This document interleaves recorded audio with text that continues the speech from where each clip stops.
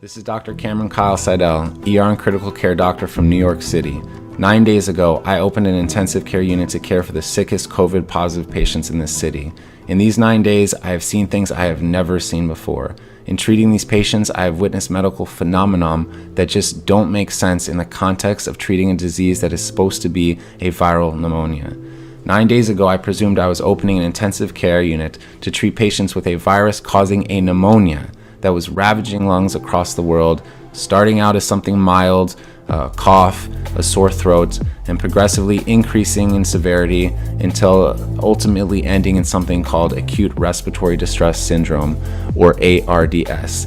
This is the paradigm that every hospital in the country is working under. This is the disease, ARDS, that every hospital is preparing to treat. And this is the disease, ARDS, for which in the next 2 to 6 weeks, 100,000 Americans might be put on a ventilator.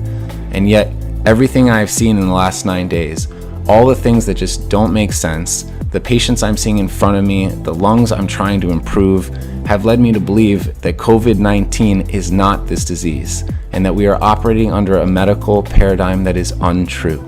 In short, I believe we are treating the wrong disease, and I fear that this misguided treatment will lead to a tremendous amount of harm to a great number of people in a very short time. As New York City appears to be about 10 days ahead of the country, I feel compelled to get this information out. COVID-19 lung disease, as far as I can see, is not a pneumonia and should not be treated as one. Rather, it appears as some kind of viral-induced disease, most resembling high-altitude sickness. It is as if tens of thousands of my fellow New Yorkers are on a plane at 30,000 feet and the cabin pressure is slowly being let out. These patients are slowly being starved of oxygen. I have seen patients dependent on oxygen take off their oxygen and quickly progress through a state of anxiety and emotional distress and eventually get blue in the face. And while they look like patients absolutely on the brink of death, they do not look like patients dying of pneumonia. I have never been a mountain climber, and I do not know the conditions at base camp below the highest peaks in the world, but I suspect that the patients I'm seeing in front of me look most like as if a person was dropped off on the top of Mount Everest without time to acclimate. I don't know the final answer of this disease, but I'm quite sure that a ventilator is not it. That is not to say that we don't need ventilators. We absolutely need them. They are the only way at this time that we're able to give a little more oxygen to patients who need it. But when we treat people with ARDS, we typically use ventilators to treat what's called respiratory failure. That is, we use the ventilator to do the work that the patient's muscles can no longer do because they're too tired to do it. These patients' muscles work fine. I fear that if we are using a false paradigm to treat a new disease, that the method that we program the ventilator, one based on a notion of respiratory failure as opposed to oxygen failure, that this method, and there are a great many number of methods we can use with the ventilator, but this method being widely adopted at this very moment in every hospital in the country, which aims to increase pressure on the lungs in order to open them up, is actually doing more harm than good, and that the pressure we are providing to lungs, we may be providing to lungs that cannot stand it, that cannot take it, and that the ARDS that we are seeing, that the whole world is seeing, may be nothing more than lung injury caused by the ventilator. Now, I don't know the final answer to this disease. I do sense that we will have to use ventilators. We will have to use a great many number of ventilators, and we need a great many number of ventilators, but I sense that we can use them in a much safer way. In a much safer method. That safer method challenges long-held dogmatic beliefs within the medical community and among lung specialists, which will not be easy to overcome. But I really believe that they must be overcome. There are hundreds of thousands of lungs in this country at risk, and the time to overcome them is now. I'm confident that if those of us that work bedside with these patients, those of us who are witnessing the things that we have never seen before, despite the many years we have worked and the thousands of patients and diseases we have seen, if we can effectively communicate this to all those that are so important but who are not bedside, the researchers, the administrators, those who procure our resources and make our protocols, the politicians, our own government, If we are able to convince them that this is a disease that is different than anything we have ever seen, I am confident that an answer can be found, that effective treatment can be discovered, and that a plan to disseminate that treatment can be rapidly deployed, and that tens of thousands and probably hundreds of thousands of lives and lungs will be protected. The time for this is now. We are staring into a future in which a great many of our fellow Americans are going to suffer. We are all involved in this future. So I urge you, for those of us, if you are out there, for those who work bedside, I urge you to speak up. We can change this. I thank you all for listening. Please spread the message and stay safe.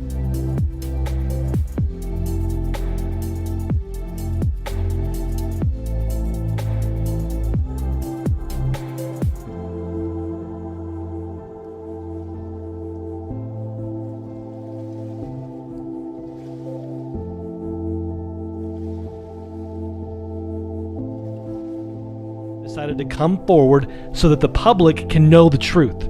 Yeah, I have worked in the medical field for over 30 years, all in Utah, mostly intensive care, and in all areas of intensive care. Every time I'm there, basically every day something is changing. Some new policy, some new... Is that a mandate, or is that coming from... mandates from the company that we as nurses need to follow. Yeah. And many of them don't make any medical sense. Every time I'm there, I find out something new and it just blows my mind. But such rational, educated people are acting in such an irrational way, and harm is being done. Care of patients, real quality care, nursing care and medical care of patients who have nothing to do with this COVID, who are there for, is being compromised. 100%. Wow. We all know it. All of the nurses, all the doctors know it. But our hands are tied. You speak reason and you try and reason, and basically what it is do what you're told. Act, react, don't stop and think about this logically, just do. It is not based on sound medical logic. It's not. It's all what if. What if this is Ebola, multiplied by 100? Right. What if this is worse than any, and it's not. It honestly is not. And the epidemiologists and the experienced medical people who have medical background know this, but they are being silenced. So you're saying that there's an environment in the hospital where everybody knows something's not right, and the pressure coming from the top, don't think, just react. Don't think, don't question too hard, because this is important, this is an emergency, what if? And so there's a sense of panic and urgency that is making otherwise professionals just throw logic out the window and follow orders. Is that right? Absolutely. I think that's a great summary of what is happening. One thing that you need to understand about patients who expire in a hospital is that usually the doctor, there are many, many reasons why a patient that contributes to their death. Usually, in most cases, the doctors on the death certificate only put the main contributing factor. So if someone came in with brain cancer or a bleed or some kind of terminal thing, and then that led eventually to respiratory failure, and that's how they passed away. What gets put on the medical record is totally up to the doctor's discretion. And a lot of times they don't think about it until they're just filling out the certificate. And what people are not getting, which I know from this experience of having patients expire in the hospital a lot, is there's pressure right now in the medical community to, even if that patient has a positive, or if they don't, there are people who are rule out COVIDs right now, which is what the majority of the patients in Utah hospitals are right now. And I haven't followed around the country as much, but rule out COVID. You basically treat the patient as if they have it until you find out that they don't. And that is where the insanity is taking place, where a doctor who is overworked and trying to deal with multiple things at the time, you bring the death certificate of a person and say, hey, what do you want to put down as cause of death? And they have guidelines that they need to follow in that as well.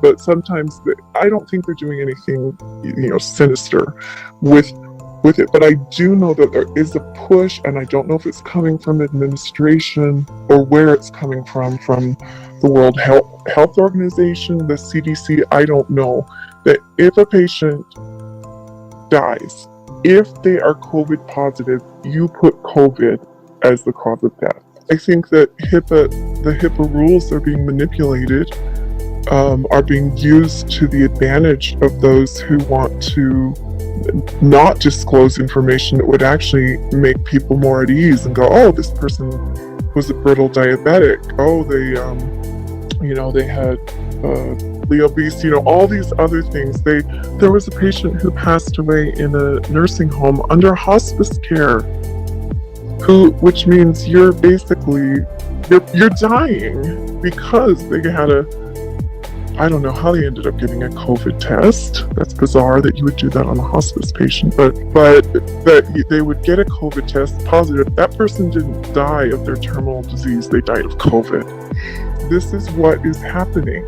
This is what is happening. That's the issue, is our hands are tied. We can't close this information to the media. We can't disclose this technically to anyone, or you're breaking federal law. So in there lies the problem as well. And people are saying, what are the facts? You're going, well, I cannot tell you that facts because under law, I am required not to. It's a tough situation to try and wake people up because they want to hear exactly why you're saying what you're saying, but you can't tell. Just in general, if it were not this situation, and official guidance from the federal government said, do this, something that was really bad. Under normal conditions, would their thinking side kick in and say, well, this violates my Hippocratic oath to do no harm? Would that normally be the culture? Yes. Of we can't follow that no matter what the guidance says? And absolutely, it would be. And I think, and the thing to remember is that each practitioner, even though that you have two entities that you're operating under. One is your own personal license, where you as a nurse have the right, and you as a physician have the right to say, I will not do what I'm being asked because it is doing harm. You have the legal right to refuse. But there's a different set of rules when you work for a facility or an entity. All preventative care at this moment is shut down. No one is getting preventative care. Dental, medical, and everything is geared around if you have an emergency. I did hear a conversation of two cardiologists basically saying there are probably a lot of people who are just staying home and having silent heart attacks in their home. They're experiencing symptoms, but they don't want to call an ambulance. They're not allowed to go into an Instacare, so they're just opting to stay home. This whole crisis, it's not even a crisis in my mind, but manufactured crisis. Yes, and the other issue is organ donation. I don't know if you've researched or looked into this at all, but donor services, they have been nearly completely shut down at this point in placing organs for the list. So this is getting into what you're saying of how this is actually costing more lives because A, preventive care, and B, we're not doing, life-saving organ transplants. Absolutely. It has been shut down, and these are beautiful, healthy organs. People could have used them. All the hype that's going on about this, is it as dangerous as everybody's saying? What's the real data showing us? this is where it's very difficult, and I don't know that anyone can get the true data. I think the true data is hidden. One factor of that is that the inconsistency of the testing. I was reading one night all of the patents that were being submitted for the different testing machines for approval, and they all did it in a completely different way.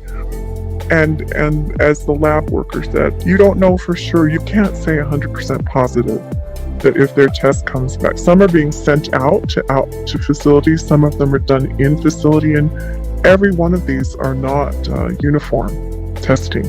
So there you've got that issue. Then you've got that comorbidities are not being taken into account. They're not being reported.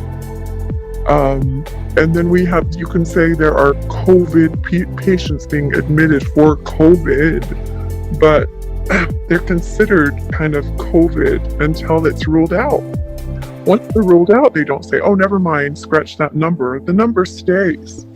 I can't tolerate the dishonesty and the lack of integrity and the giving in to the emotional side of it.